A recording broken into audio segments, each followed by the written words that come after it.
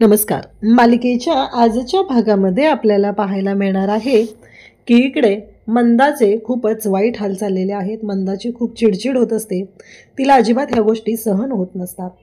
तर इकडे स्वानंदी आणि त्याचबरोबर इकडे समर यांच्यामध्येही वाद सुरू आहेत. स्वानंदी म्हणते, समजलं का, आपलं इथं असलेलं नातं वेगळं असणार आहे आणि या रूमच्या बाहेर असलेलं नातं वेगळं असणार आहे. कारण आपण दोघं पण ज्या पद्धतीने इथे राहत आहे ती गोष्ट तुम्हाला चांगलीच माहिती आहे.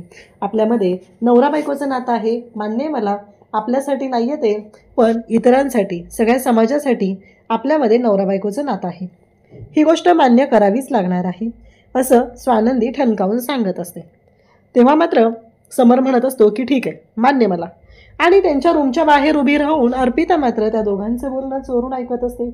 तिला मात्र मजा येत असते. चला, म्हणजे यांच्यामध्ये वादाची ठिणगी पडू लागलेली आहे. आणि दादाने सांगितलंय की ही सगळा व्यवहार आहे, हे एक डील आहे. तिथं जोपर्यंत माझी बहीण आदिरा सुखात आहे तोपर्यंत हा व्यवहार इकडे चालू राहणार आहे, अशा पद्धतीने तो बोलत असतो. तेव्हा मात्र बिचारा स्वानंदीला खूप वाईट वाटत असतं.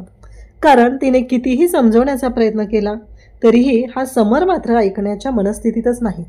त्याच्या डोक्यात एवढंच सुरू आहे की काहीही झालं तरीही या सगळ्या गोष्टी ज्या आहेत त्या आता अशा पद्धतीनेच आपण बोलायच्या आहेत. मग फायनली स्वानंदी आता ब्लँकेट घेते आणि सोप्यावरती झोपायला जाते. तेव्हा मात्र इकडे आता स्किन केअर रुटीन करत असते ती म्हणजे मल्लिका. त्यावेळेस धावतच तिथे येते ती म्हणजे अर्पिता. मामा, मला तुझ्याशी बोलायचं. मल्लिका म्हणू लागते, हे बघ, तुझं आणि अंशूचं काही भांडण झालं असेल तर ते तुमची तुम्ही मिटवा. मी दिवसभर खूप दमलेली आहे. तेव्हा अर्पिता म्हणते, अगं ऐकून तरी घे, नाही झालेलं आमच्या दोघांचं भांडण वगैरे काही, तू आधी ऐकून घेणार आहेस का नाही ते सांग, असं म्हणत ती बोलायला सुरुवात करते. खरं तर मल्लिकाने दिवसभर किती काम केले माहिती आहे ना प्रेक्षकांना तुम्हाला. म्हणजे मल्लिका दमलेलीच असणार आहे ना, त्याच्याबद्दल काही शंकाच नाही आहे. इकडे मात्र अर्पिताला ती म्हणते की बोल. अर्पिता बोलायला सुरुवात करते, मग तुला माहिती आहे का काय झालं, आत्ता मी ना समर आणि स्वानंदी म्हणजे पिंटा दादाच्या रूमच्या बाहेर उभा राहून तिथलं बोलणं ऐकत होते. आणि त्यांच्या बोलण्यातनं मला हे कळलेलं आहे की समरदादा म्हणत होता की तुमच्या आणि माझ्यांमध्ये कोणतंच नातं नसणार आहे. आणि तो स्पष्टपणे स्वानंदीला सांगत होता. तेव्हा मात्र अर्पिताला ती म्हणत असते, तुला कळतंय का, हे सगळं काय करतेस तू, आपला मेन टार्गेट ते नाही आहे. तुला माहिती आहे का, जोपर्यंत अधिराचं लग्न टिकतंय तोपर्यंत त्यांचं लग्न टिकतंय, बरोबर आहे की नाही. अधिराचं लग्न 3 महिन्याच्या आत मोडणार, बघ मी तुला चॅलेंज करते, असं म्हणत इकडे मल्लिकाने चॅलेंज हाती घेतलेलं आहे.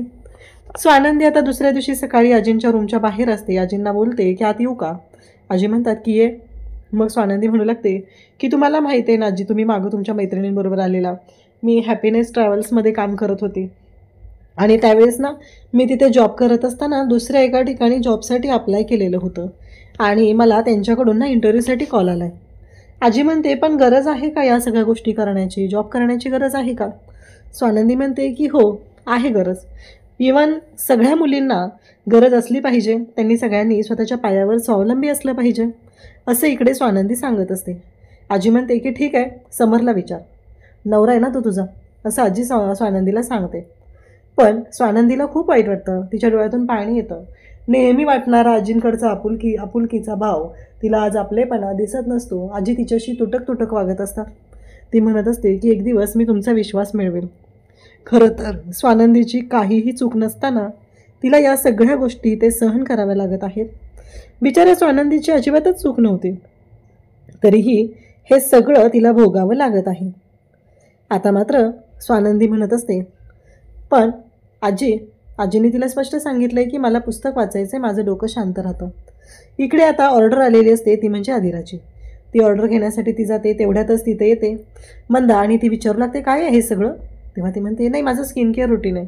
मंदा म्हणते, खरंच खूप छान आहे, तेव्हा मला पण वापरायला मिळेल तुझ्यामुळे ना. तेव्हा ती म्हणते, असं नाही वापरू शकत, ते हायजेनिक नसतं, आपण तुमच्या स्किननुसार आपण वेगळं मागूया. मंदाला मात्र राग येतो, मंदाला ही गोष्ट पटत नाही. मंदा म्हणते की काय. मंदाला असं वाटू लागतं की कशी बोलते ही आणि काय आहे हिच्या बोलण्यात सगळं, म्हणजे चुकीच्या पद्धतीने ही वागते असं मंदाला वाटू लागतं.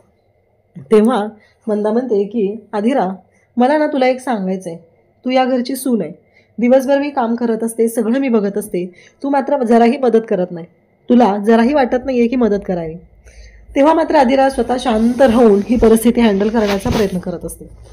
पण अधिराचं जे वागणं आहे ते चुकीचेच आहे प्रेक्षकांनो. कारण अधिराचं असं म्हणणं आहे की मी नाही केलेलं काम, मग मी माझ्या पद्धतीनं करेल, मग तुम्हाला पटत नाहीये असं अधिरा सांगत असते. तेव्हा मंदा मात्र म्हणत असते की अधिरा, हे मात्र तुझं भारी, म्हणजे तुला काय सांगितलं तर तुला ते करायचं नसतं, तुला गोंधळ घालायचा असतो आणि नंतर तू काय म्हणते तर मला हे असंच जमतं आणि मी असंच करणार आहे. ही गोष्ट चुकीची आहे ना, तुला किती वेळा सांगितले मी, असं ती सांगू लागते.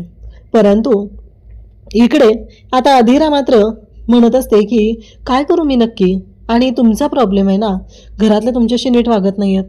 इकडे मंदाचं म्हणणं असतं की मी दिवसभर राबते सगळ्यांसाठी, पण कोणाला काहीच पडलेलं नाही आहे त्याचं. स्वाभाविक आहे, तिला वाईट वाटणं ही साहजिक आहे, कारण बिचारीच्या बाबतीत तसं घरातले वागत असतात. तेवढ्यातच आता या अर्पिताने फोन केलेला असतो, कारण तिचं आणि मल्लिकाचं कांड सुरू झालं आहे की यांचं काय चालू आहे, ही कशा पद्धतीने घरात राहते, हिचा काही प्रॉब्लेम तर नाही आहे ना, हे सगळं शोधून काढायचं आहे. म्हणून तिने फोन केला आहे आणि म्हणते की अधिरा, मी तुला सॉरी म्हणण्यासाठी फोन केला अगं, म्हणजे मला ना कळलं की माझं चुकलेलं होतं, मी त्या दिवशी तुझ्याशी खूप रूडली वागले, लग्नातही तुझ्याशी चुकीचं वागले, फक्त माझं एकच म्हणणं होतं की तू सुखात असली पाहिजे, म्हणून हे सगळं झालेलं आहे, असं ती स्पष्टपणे सांगू लागते. इकडे स्वानंदी मात्र आता देवाच्या समोर हात जोडून उभी असते. ती म्हणत असते की मान्य आहे मला, नात्यामध्ये कटुता आहे, नातं वेगळ्या पद्धतीनं जोडलं गेलेलं आहे, पण हे काय आहे, नात्यामध्ये इतकी धुसफूस का आहे आणि कशामुळे हे चालणार आहे. तेवढा आता समर तिथे येतो आणि समर म्हणतो की मला लगेच देवाच्या पाया पडायचं आणि ऑफिसला निघायचं. स्वानंदी म्हणते हां पडा ना, मग नाही काय प्रॉब्लेम मला. समरला ती सांगत असते की मला तुमच्याशी बोलायचं आहे. समर म्हणतो काय. तेव्हा ती सांगते की मला जॉब करायचं आहे आणि आज इंटरव्ह्यूसाठी मला बोलवलं आहे. समर म्हणतो ठीक आहे, असंही आपल्यामध्ये कुठलं नातं नाही आहे, तुम्ही जाऊ शकता इंटरव्ह्यूसाठी. समरने आता स्पष्टपणे सांगितलेलं असतं आणि इकडे स्वानंदीला पुन्हा वाईट वाटू लागतं की हे सगळं काय आहे, म्हणजे ह्या माणसाला जराही फरकच पडत नाही आहे, म्हणजे कसं बोलायचं आणि काय बोलायचं ह्या माणसाशी. इकडे अर्पिता आणि त्याचबरोबर बोलणं चालू झालेलं असतं अर्पिताचं अधिरासोबत. अधिराला तिने गंडवण्याचा प्रयत्न केलेला असतो, अधिराला तिने फसवण्याचा प्रयत्न केलेला असतो, तिच्या मनातनं काढून घेतलेलं असतं. अधिराने इकडे सांगून टाकलेलं असतं की अगं आईंना मी आता म्हटलं की ते स्किन केअर रुटीन आहे ते वेगळं वापरलं पाहिजे, पण त्यांना ती गोष्ट पटलेली नाही आहे, त्यांना वाईट वाटलं आहे आणि मी घरात कामं करत नाही ना, आणि मला होतच नाहीत गं, मी करत नाही आहे ना. तर आता लगेचच ह्या दोघींचं बोलणं सुरू होतं. त्या म्हणतात की बघितलं ना, 3 महिने, फक्त 3 महिने. इकडे मंदाची मात्र आता सुरू असते ती धडपड, काय करू, या सगळ्यातून मार्ग कसा काढू, हेच मंदाच्या डोक्यात असतं. मंदाला बिचारीला खूप त्रास सहन करायला लागत असतो. हे सगळेजण ज्या पद्धतीने तिच्याशी वागत बोलत असतात त्याचाही त्रास तिला खूपच होत असतो. ती म्हणत असते की मी कशा पद्धतीने गोष्टी मॅनेज करू, काय केल्याने सगळं होणार आहे, एवढाच विचार मंदाच्या डोक्यात सुरू असतो. अधिरा तिथे येते आणि म्हणते मला कॉफी हवी. तेव्हा मंदा म्हणते की तू रोज कॉफी पितेस ना, कॉफी संपली, आता कॉफी नाही आहे शिल्लक आपल्याकडे. आता अधिराला प्रश्न पडतो की आता काय करू, कॉफी तर संपलेली आहे, मग काय होणार आहे, आणि आता मला कॉफी तर हवी आहे. एवढंच तिचं चालू झालेलं असतं. ती म्हणते ठीक आहे मला चहा चालेल, पण त्याच्यावरही आता मंदा म्हणते की आता मी तुला चहा करून द्यायचा का, सून कोण आहे तू का मी, अगं साधी गोष्ट आहे, तुला एवढंही वाटत नाही आहे का, तू चहा करावा, तू आणून द्यावा, जरा बरं वाटेल ना मला पण तुला मात्र ते करायचंच नाही आहे. आणि तेवढ्यात ती चहा ठेवायला जाते. ती म्हणते की मला सांगा चहा कसा बनवायचा आहे ते, मी बनवेल चहा. अशा पद्धतीने दोघांचंही बोलणं चालू आहे. आणि त्याच वेळी इकडे आता अधिरा चहा बनवायला घेते, भांडं घेते, साखर घेते, ती ब्राऊन शुगर मागत असते, पण यांच्याकडे कुठं ब्राऊन शुगर, कोण खात आहे. ती म्हणते अगं शुद्ध चांगली व्हाईट शुगर आहे ती वापर. आता मात्र अधिरा म्हणते की चालेल ठीक आहे, आणि मग अधिरा ती व्हाईट शुगर वापरायला सुरुवात करते. इकडे आजी कानात हेडफोन घालून पिक्चर बघत बसलेली असते, खुश असते. समर तिथे येतो आणि आजीला म्हणतो की काय हे तुझं चाललेलं असतं, रोज रोज ते पिक्चर तसले बघत बसतीस तू, आणि मी निघतोय आता ऑफिसला. तेवढ्यातच स्वानंदीला समरचा मोबाईल तिथे देवाच्या तिथे दिसतो. स्वानंदी मिस्टर राजवाडे तुमचा मोबाईल असं मनात धावत आलेली असते. ती म्हणत असते की तुमचा मोबाईल राहिला आहे. परंतु जेव्हा या सगळ्या गोष्टी घडत असतात तेव्हा मात्र आपल्याला पाहायला मिळतं ते म्हणजे स्वानंदी मिस्टर राजवाडे म्हणते तेव्हा मात्र आजीला नवल वाटतं. आजी म्हणते की हे काय गं तू, अशी का हाक मारत आहे? मिस्टर राजवाडे म्हणून नवऱ्याला अशी हाक मारतं का कोणी? तेव्हा मात्र इकडे आता स्वानंदी म्हणते मला त्यांनीच सांगितलंय अशी हाक मारायची म्हणून. आता समर मात्र तिच्याकडे पाहतो. खरं तर समरनेच ही गोष्ट सांगितलेली असते, परंतु आजीला आता ही गोष्ट पटलेली नसते. उद्याच्या भागात आपल्याला पाहायला मिळतं की इकडे स्वानंदीच्या बाबांनी जॉब करण्याचा निर्णय घेतलेला आहे आणि त्यांनी ठरवलेलं आहे की मी जॉब करणार आहे. आता ही गोष्ट घरात सगळ्यांनाच कळलेली असते, पण अजिबात पटलेली नसते. तेव्हा मात्र इकडे पाहायला मिळतं ते म्हणजेच की स्वानंदी आता बाबांना बोलावून घेते. स्वानंदी बाबांना म्हणते की आज पेपरला हेडलाईन आली होती. कसं आहे, मिस्टर सरपोतदार हे जॉब करणार आहेत, त्यांना 3 मुलं आहेत आणि या वयातही त्यांना जॉब करायचा आहे आणि 2 कमवणारी मुलं आहेत, ती कमवत आहेत. तेव्हा बाबा म्हणतात की अगं काय बोलतेस तू हे नंदू? तेव्हा स्वानंदी म्हणते मग तुम्ही काय करताय सांगा ना, कारण तुम्ही हा निर्णय का घेतला? तुम्हाला का वाटलं की जॉब केला पाहिजे आणि तुम्हाला जॉब का करायचा आहे?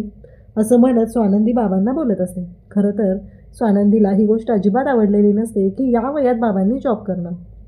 खरं तर ही गोष्ट इकडे मंदालासुद्धा आवडलेली नाही आहे. मंदालासुद्धा पटलेलं नाही आहे की या वयात का जॉब करायचं आहे, नाही केलं पाहिजे या वयात जॉब, असं मंदाचंही म्हणणं असतं.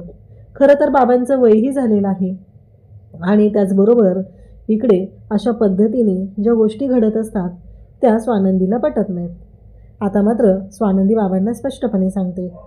तर आता नक्की काय होणार स्वानंदीने समजवलेलं आहे, पण बाबांचा पुढचा निर्णय काय असेल हे आपल्याला पाहायला मिळेल. कारण रोहनने समरला फोन केलेला असतो, पण समर अजिबात व्यवस्थित बोललेला नसतो. मग बाबांना असं वाटत असतं की त्यांचे पैसे आपण दिले पाहिजेत, मग सगळं व्यवस्थित होईल. थँक्यू.